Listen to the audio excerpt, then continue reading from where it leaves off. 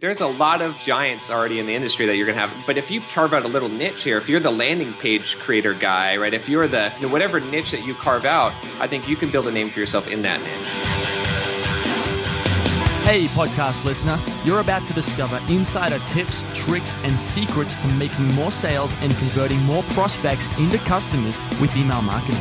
For more information about the Email Marketing Podcast or the Autoresponder Guy, go to dropdeadcopy.com/podcast. It's John McIntyre here, the Autoresponder Guy. I'm here with John Sonmez. He's got a great name, but what we're talking about today is marketing, as usual. And in this case, it's actually how to market yourself as a developer for all the developers listening to this podcast, which I don't think there's going to be too many, to be honest. So where this gets interesting is that, I've done a lot of freelance copywriting in the past and, doing a lot of that these days as well with a team. And what John does is he does similar stuff in the sense that he's teaching he's teaching developers how to market themselves as a developer, how to get clients as a developer. And so it's not how to be a developer, not how to learn how to write code or what coding languages you should learn, but how to, for example, you mentioned something when we were just chatting about Judge Judy and a normal judge. Judge Judy apparently earns, something like $47 million a year, and the normal judge probably earns, 100. He's lucky to earn a couple $100,000. So we've got a huge disparity there, and it's, the question is why. So the episode today is we're going to chat about what he does to teach these developers, because I think it's really applicable to, number one, any copywriter or it could be a newbie copywriter or someone who's been in the game longer. This can be really, really useful to you if you're trying to get more clients, because you're going to get an idea of what you can do to position yourself and market yourself. And also, too, if you already have an established business and you're not really a freelancer, but you're you think of yourself, you're an entrepreneur or you're a business owner, I really think John's going to have some great stuff to share on how to position yourself as the Judge Judy of your industry. So, and you can make a lot more money doing it that way. So we'll get into that in just a minute. John, how you going, man? I'm doing good. How are you? Good, man. Good to have you on the show. And good name, by the way. Oh, thank you. I'll take credit for it. So you invented it, man. I mean, let's just put it that way. Yeah, for sure. So before we get into this developer marketing stuff, can you give the listener a bit more of a background on who you are, what you do, what your background is, and what you're all about? Sure. So I've been a software developer probably for 15 years before I even got into any of this. So I've worked in all kinds of different programming languages, developing iOS apps, Android apps, C++, all the kind of stuff. And I was just a kind of a regular career developer until I discovered, I created a blog, and I discovered that I was suddenly getting all these crazy opportunities just because people started to know who I was. And so I ended up getting lots of opportunities to be able to go out and do training for developers and to earn royalties from doing video training. As I was doing that, I started to realize that there was all these software developers that had no idea how to market themselves. They had no idea about what marketing was. And I saw how valuable it was for my career. It took my income up to 5x what I was making as a senior software engineer. And I said, well, I could probably help a lot of other developers, and I could kind of shortcut them as to be able to do what I'm doing. So what I ended up doing was through my blog, through simpleprogrammer.com, I now teach developers, among other things, what we'd probably call soft skills. So you could think of me as sort of like the Tony Robbins for software developers, or life coach for software developers. And one of the main things I teach them is how to get out there and market themselves so that they can build a name for themselves, a reputation, some kind of authority in the area, because in the area of software development, or in some area there, some specialty, because of how valuable that is. I like it. Very good summary there. Thank you. I like the Tony Robbins thing, man. I mean, I'm a big Tony Robbins fan, so I'm curious if you do a lot of the mindset stuff where you're pumping people up and motivating them and all that stuff. I do. I try to. It's kind of funny when I go to like a code camp, a developer conference, and when I give a talk, I'll be the guy that's like, I'll take the microphone. I always ask, like, can I walk with this microphone? Whenever I do a conference, because I'll be out there in the audience, just the loudest guy there, because I get so much energy. I like to pump people up and make them excited, because it's kind of boring sitting there looking at code and all this stuff. Exactly. And so I kind of bring some energy to it. So I'm curious if people get a little bit scared sometimes, in the sense that, developers sitting inside like a, I guess the stereotype, which isn't necessarily true, but sitting in like a dark little room with, 3 cans of Red Bull next to you and, just coding away with some trance music going. And, then you go to a talk where a guy like you is like, come on guys, get up on your chair, let's dance. We're going to do like 10 squats and then wave your arms in the air and I'm going to throw chocolates to the best dancer.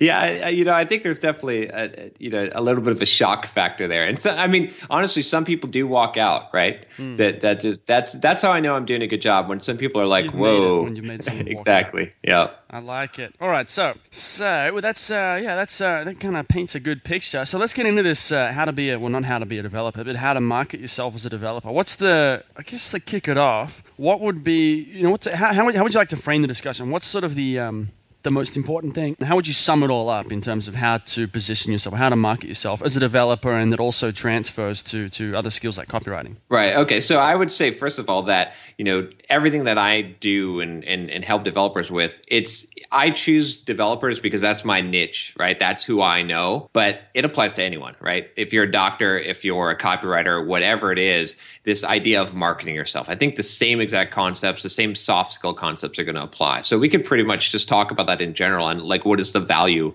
of marketing yourself, and how can you do this? What am I going to get out of it, or what's a listener going to get out of it if they learn to do this properly? So the big thing is, just like you had said in the intro about, we talked about the Judge Judy thing, where Judge Judy makes $47 million a year, and a Supreme Court justice makes $225,000, right? And you look at like Bill Clinton gets paid $200,000 to speak at an event, right? But your average speaker might get paid $5,000 or $10,000, and that's considered good. So you have it in a lot of different industries, right? So rock stars, right? The top rock stars, they get paid ridiculous amounts of money to play a gig, whereas someone who's just as good but unknown doesn't get paid very much. Celebrity chefs. Oh yeah. Yeah, DJs, right? If you have a name, celebrity chefs, Gordon Ramsay, right? These celebrity chefs, I don't know a lot of celebrity chefs, but anyway, they get paid a lot more money.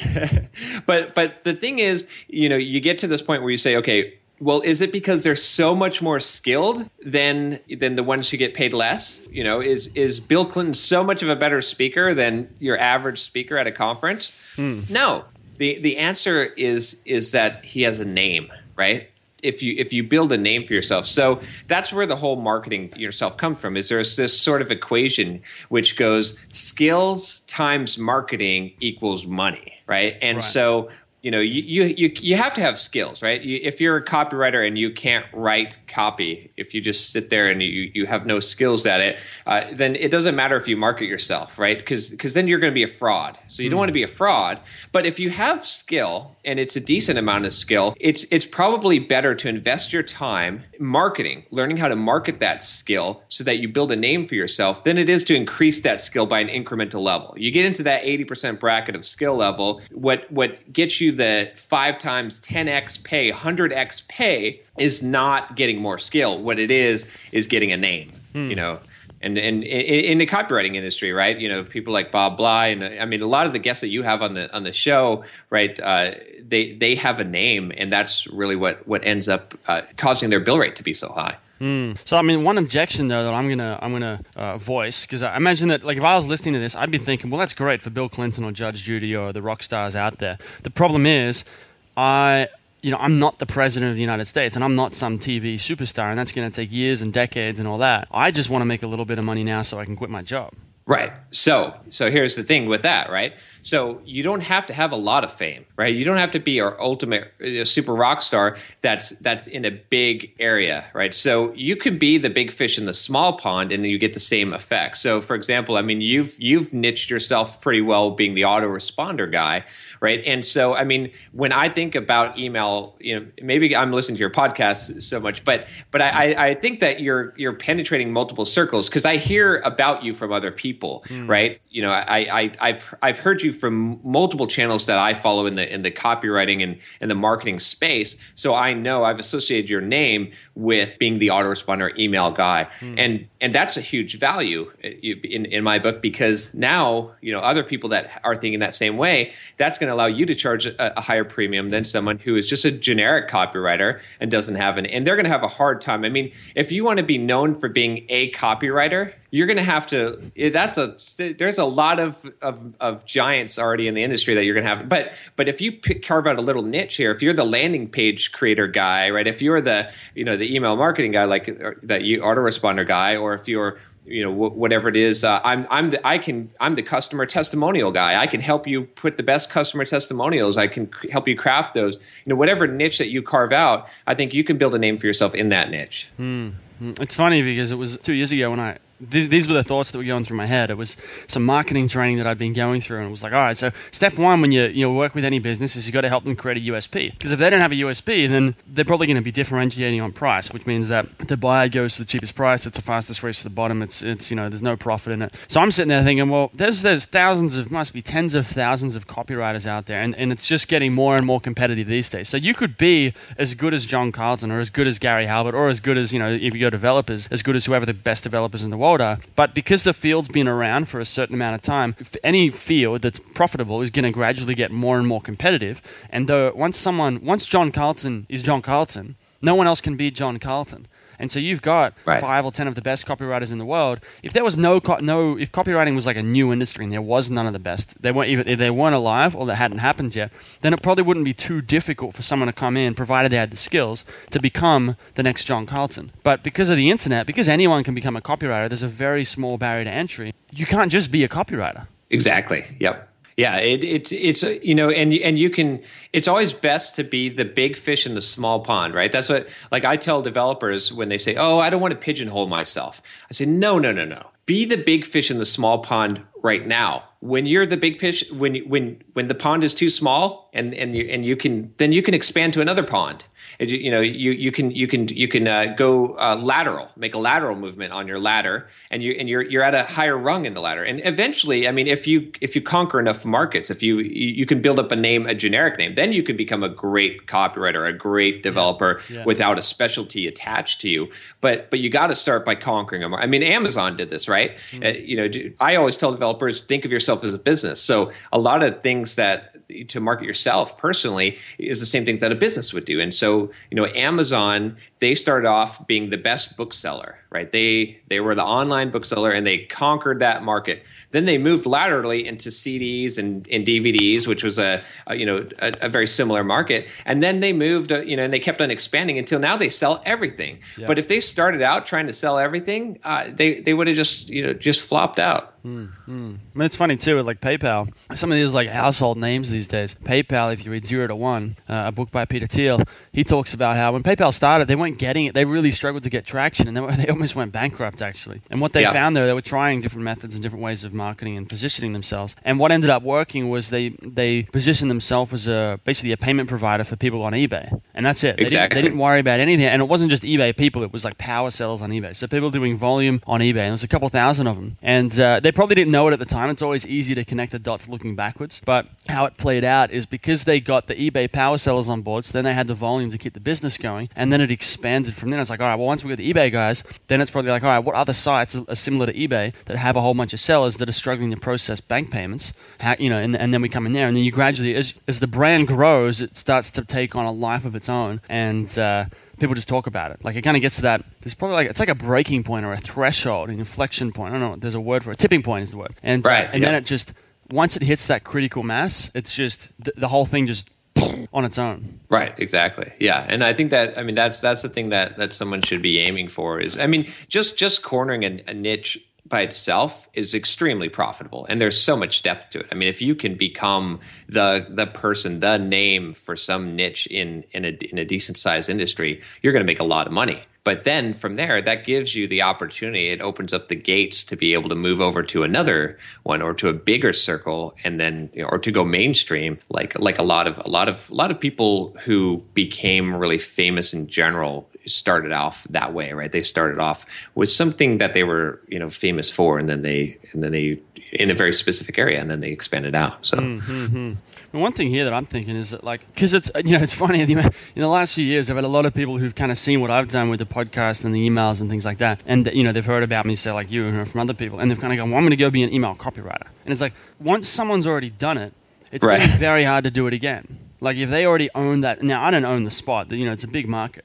But it's that you really need to come up with your own thing. And some people think that, like, a common question I get is, do you just come up with it on the spot, or do you just let it evolve? And I don't think there's a right answer, actually. I think, for me, I was learning to write copy, and someone gave me, I got a couple different jobs, and eventually it wound up that most of the jobs I was getting were email jobs. So when I came to that question of what's my USP, it was very common. It was very, straightforward to be like, well, I've been doing lots of email stuff. Why don't I just start calling myself the email guy? And, happy days. They're already the clients I'm getting, so now we'll just get more of them again, and it makes it easy and blah, blah, blah. So whereas some people are like, before they even get started, they might want to position themselves. Right, exactly. Yeah, and I think, it's better to pick something, right? And then you can always change it later if it doesn't work out. But being a generalist almost never works for you because it's so hard. You're fighting against everyone. Especially in the early stages. Oh, yeah.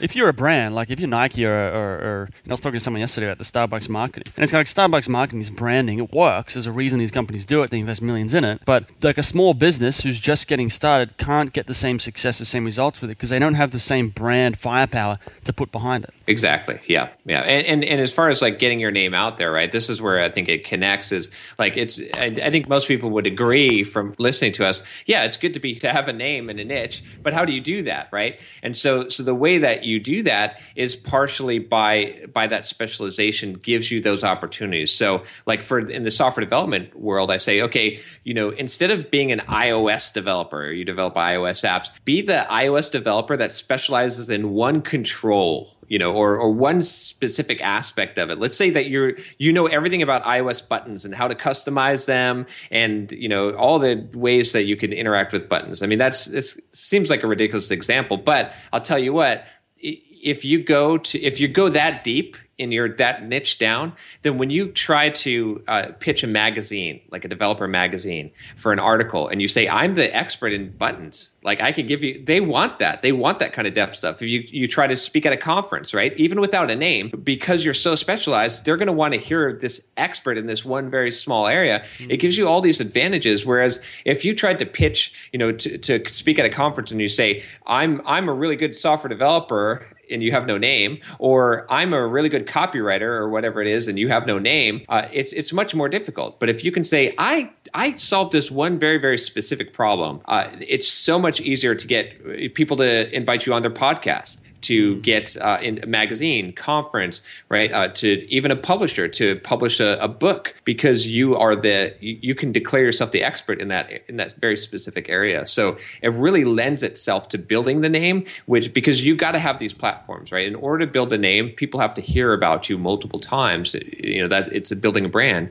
And so how do you do that? You do that partially through that specialization. And one thing that I've had, just to give an example of how powerful this is that, like in the last few years, I don't tell many people this, but I've had, a lot of people come to me and, you're this email guy, you're amazing, you've done this, and this. I'm like, I'm just a dude from Australia who's kind of figured some stuff out. And like, it's almost like my reputation has, because you kind of got like your own, like I guess your prestige, which is the external stuff, and then your internal thing, which might be your self-image. And what's happened with me, and I think this probably happens with a lot of people in situations like this, is sometimes the prestige can get ahead of your actual self-image to the point where everyone out there thinks you're absolutely thinks you're amazing and you've done all this great stuff, and inside you still feel like, in my case now, I've dealt with a lot of this now, but there have been times in the past where people are coming to me thinking I'm this guru, and I'm like, I'm not a guru. I'm just like, at the time when 23 years old or 24 years old, I'm living in Asia and I write some emails and stuff. Like I wasn't thinking, I'm this big expert. Right, but exactly. To be honest, and I've spoken to people about this, is it's really determined by the market. So if the market thinks you're an expert, you pretty much are an expert. The market's pretty good at figuring out who's an expert and who's not. And Exactly. Eventually it catches up to yourself. But that's how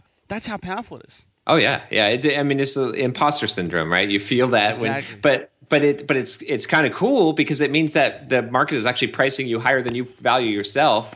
And, one good example of this is like I do some consulting now. I try to avoid it because I mostly do product stuff. I sell products and sell it through email marketing. But when I do consult, my hourly rate is $300 an hour, and it's a non-negotiable rate. And whenever someone says, "Hey, I want to hire you to do this," I usually say, "You really don't want to hire me. You could hire someone off of Odesk for $25 an hour, $50 an hour to write code." And sometimes they will say, "No, I want you, John, to do." So, and it's because of reputation, right? Because I'm like, I honestly could not write a lot better code than someone for, you're better off hiring me at a higher level to coach your developers and business. And they say, no, we want you to do it. And so, but that's just like you're saying, it's the power of it. It's like that reputation, someone is fixed on your name. You're going to pay you astronomical fees just because of that, even though you may not even feel that you're worth it at that point. But there's a huge value. People, that name recognition is a huge thing. Mm-hmm. So if you can get that just adds a tremendous value to your brand. So yeah, I mean, it's amazing. I've had experiences where, like when I was back in Sydney, I've worked a lot of different, casual jobs or sales jobs, and I was making, in Australia, the wages are pretty good. So I'd be making $16, $17 an hour, which is, I suppose, decent by worldwide standards. But, the first time I was able to charge more than $100 an hour, and then where it is now,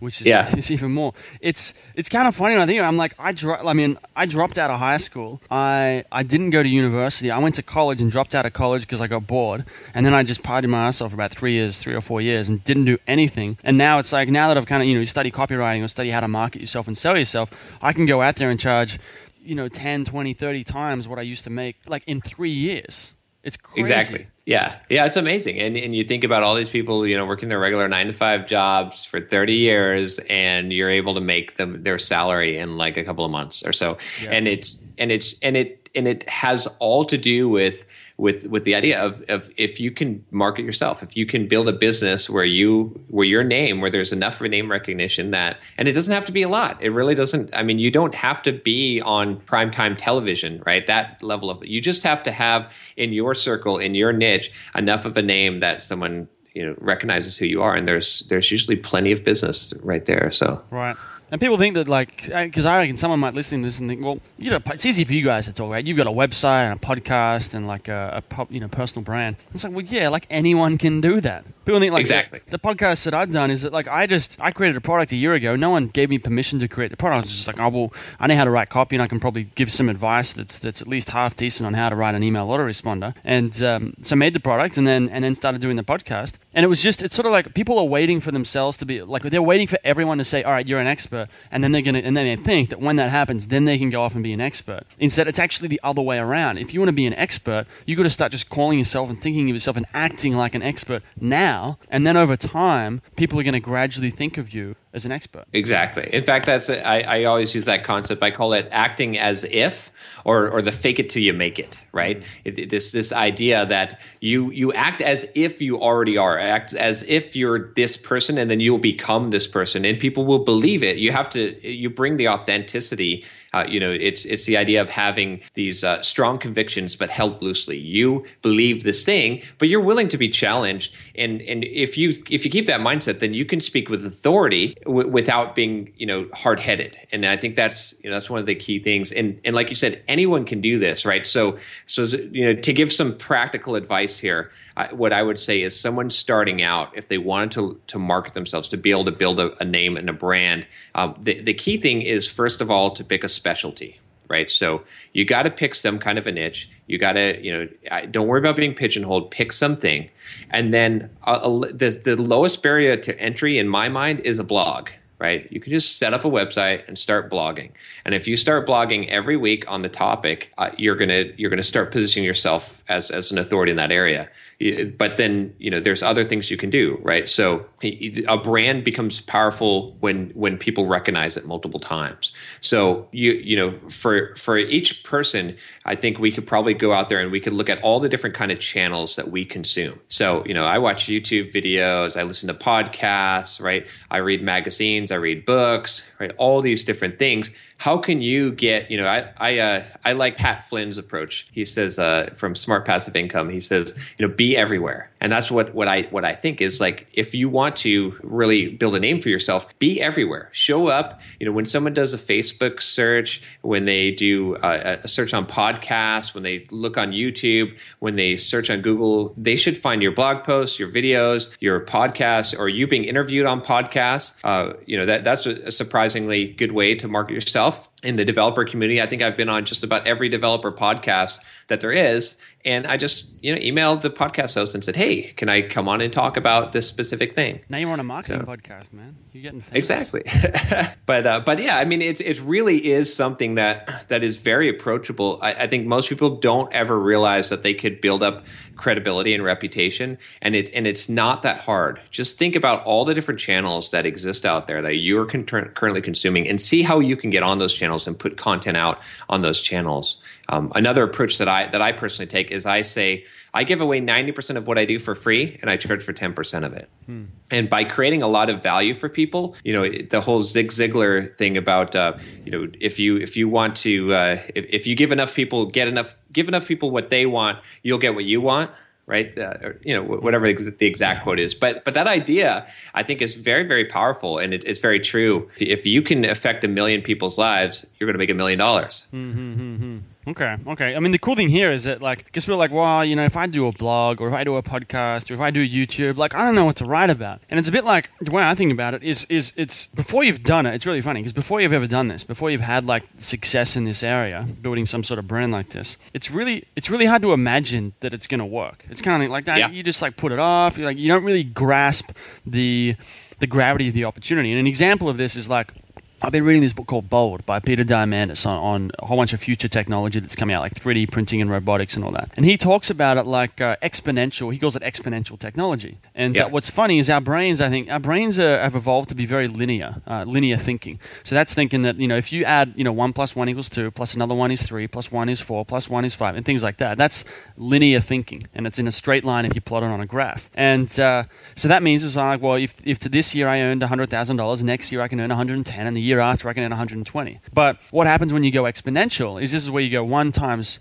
2 is 4, times 2 again is 8, times 2 is 16. Okay? Right. So here's the interesting thing, right? If you this is how bad the brain is at understanding and I'll link this back to the marketing stuff in a second, how bad the brain is at understanding this exponential stuff is if you take 1 and times it by 2, double it 30 times, let's say 1 meter and double it 30 times, how far do you think that's going to be? 1 meter doubled 30 times. It's somewhere probably in the hundreds of millions, maybe. It's some crazy. I know the 20, right? The 20, $1. You bet someone $1 per hole of golf, and you do it 18 times, right? And then it comes to some kind of $1 million bet or something. So it's probably really high. I would guess somewhere over 10 million. It's over 1 billion meters. Oh my gosh! So, and here's the interesting thing. This is 1 meter doubled 30 times. Okay, it's actually you can go around the Earth 80 times with that distance, or you can go to the sun and back 3 times. Wow. So if you took a linear steps, you'd go 30 meters. If you took exponential steps, you're going around the Earth 80 times. Right. So, but our brains, right, I think our brains, literally the way they're wired is we are unable to grasp the gravity of the opportunity because we haven't seen change happen. That we're starting to see it now with computers, but we personally haven't seen change happen that fast. And this is so with the marketing is, if you've never done this and you've never seen this happen to yourself or to a friend, it's very hard to understand the gravity of the opportunity here. But it really is as simple as set up a website and start putting out, if you want to be an expert, simply if you want to be the expert on buttons, for example, don't even have to be an expert in buttons today, but I know that I could go and set up a site, add some YouTube videos and blog posts, and maybe even start a podcast, and I could go and read, there's probably an Amazon book or two I could read about buttons and a few blog posts I could read about buttons, and I could just literally rewrite that content or put it in my own words, and I would become the expert in buttons. And I know for a fact that it would work, and it would probably happen a lot faster. It it would happen very, very quickly too. Exactly. Yes. Exactly. And that stuff will live out there, right? This is to talk more about the exponential thing. Is when you work your 9-to-5 job and you whatever, you do the work and it's done and you get a paycheck. It's done with, right? But when you write a blog post, even though you might not necessarily get paid for it today, or you create a YouTube video, or you do a podcast episode, it lives out there on the internet, and it causes exponential growth, because especially if it has any kind of virality at all, because people share it, right? And you build this audience, you build up your email list, right? Mm-hmm. Now what happens is, okay, my email list now has, I wish I would have started my email list when I first started this whole thing, but I've got about 9,000 people on my email list. Now when I write a blog post and I send it out to those 9,000 people on the email list, suddenly all my blog views go up, right? And then those people share it, and then that causes more people to come to my blog, which causes more people to go on my email list, which starts this cycle. And all of the content I've ever written over the past 5 years, that still gets hits on Google, right? And same thing on YouTube. So all these things, as you're building this empire, it seems like linear growth at first, but all of a sudden you start looking at things and you're like, wow, how did I jump from making $1,000 a month to $10,000 a month?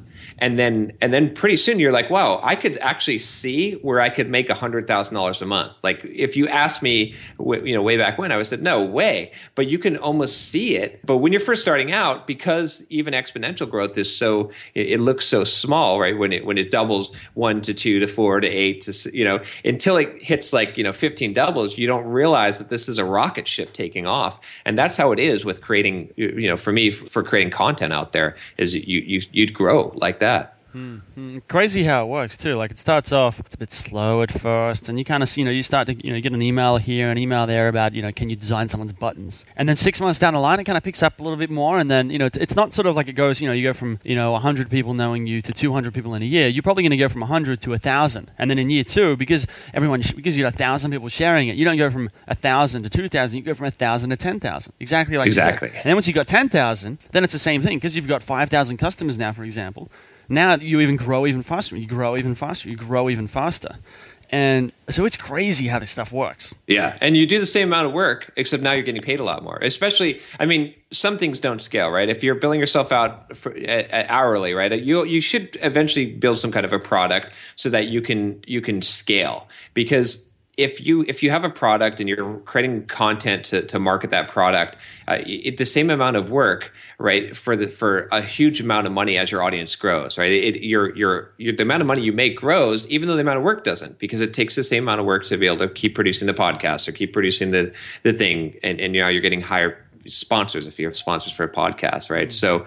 So I think there's a huge value there where people fail to realize. They say, well, content marketing is just like paying for advertising, and you could equate that to dollars per hour.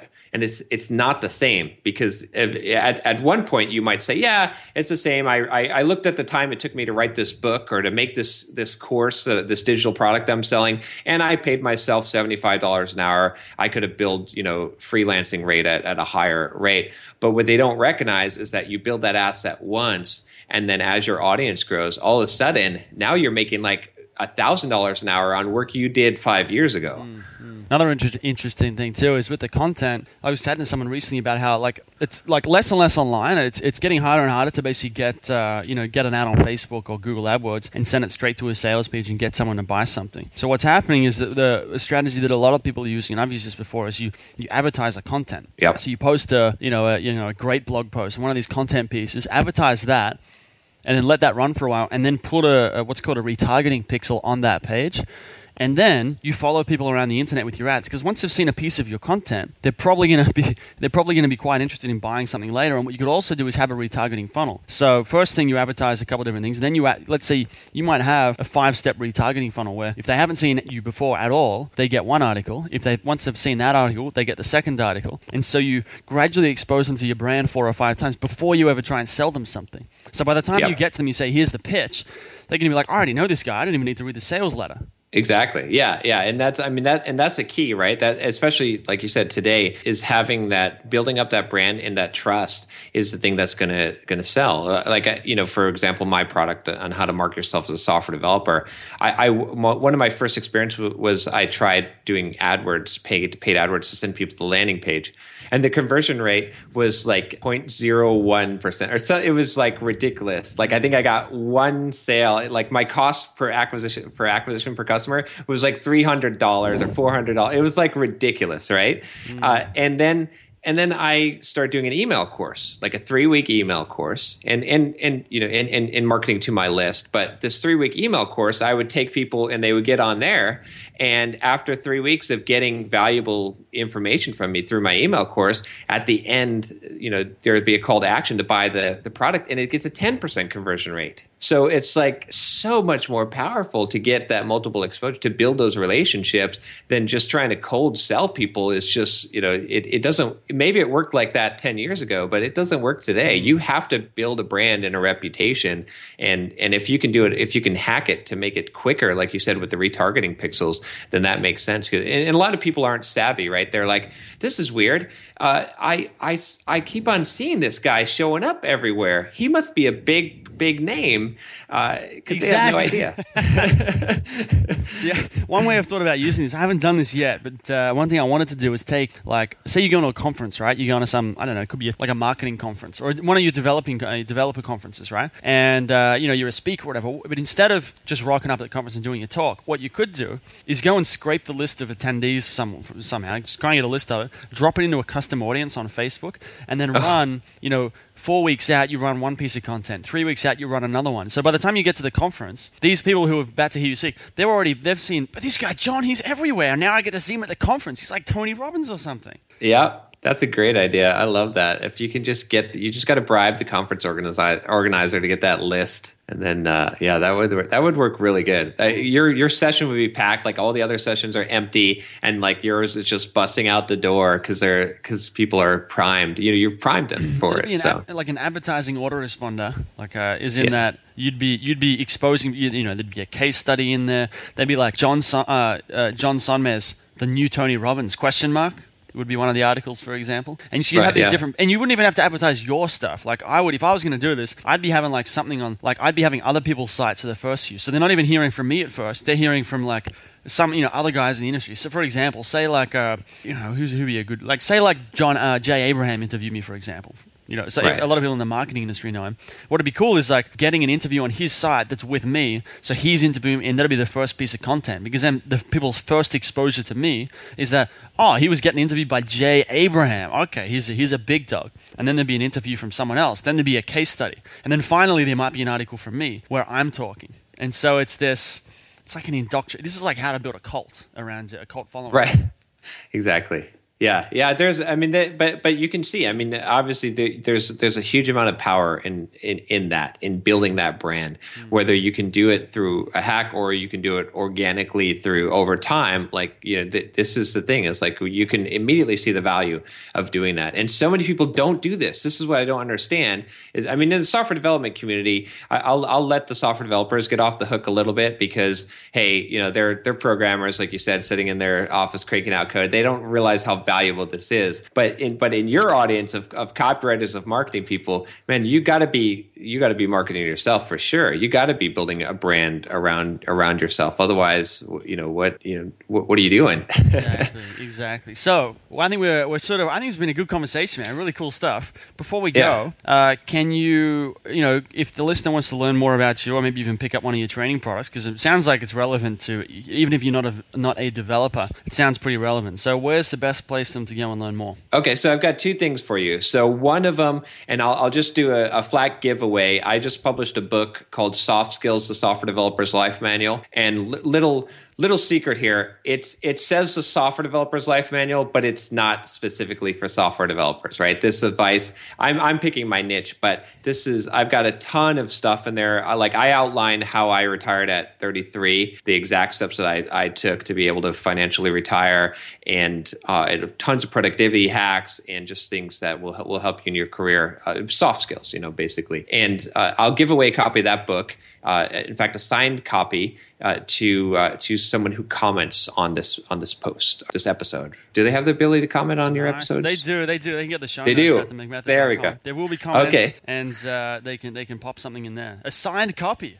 That's pretty cool. Yes, a signed copy. But here's the catch: you can't just comment some kind of. You got to comment, and I'm a man of action. If you don't take action, nothing's going to happen. So here's the thing. You got to post a blog or something. Oh, yeah, there we go. Okay, I like that. To post a blog, post one of your blog, and that gives you some self-promotion and should motivate you. It's got to be a new blog that you write, after listening to this episode. And then the other thing I'll do is I have a course called How to Market Yourself as a Software Developer. Again, software developer is my niche, but this is really how to market yourself. It goes over how to build a brand, how to build a name for yourself, how to get your name out there so that people start talking about you, and how to use social media to do that. You can find that at devcareerboost.com, and that's devcareerboost.com, and I'll give $100 off. You just use the code McMethod, and you'll get $100 off of that course. So nice. Happy days, man. This is good. Thanks for coming on the show. Yeah, no problem. Great. Glad to be here. Cool. I have to say, your podcast is one of those podcasts that I listen to every week, because there's so much. I don't know. You get such great guests on this show, and you have such great conversations. It's really, really valuable podcast. So cool, man. I mean, you're one of those guests now. So all right. Yeah, show notes at themcmethod.com. So if you want the links or the promo code McMethod. And so just those domains again was devcareerboost.com for that. And I noticed that if you go to simpleprogramming.com, right? If you go to products, there's a link there to the software developers life menu on there. Yep. Cool. All right, John. Cheers, mate. All right. Cheers. Hey everybody, thanks for listening. If you want to discover more insider tips, tricks, and secrets about driving sales with email marketing, sign up for daily email tips from the autoresponder guy. Go to dropdeadcopy.com/podcast. Sign up, confirm your email address, and I'll send you daily emails on how to improve your email marketing and make more sales via email. You'll find out why open rates don't matter, and the 7-letter word that underlies all effective marketing, and much more.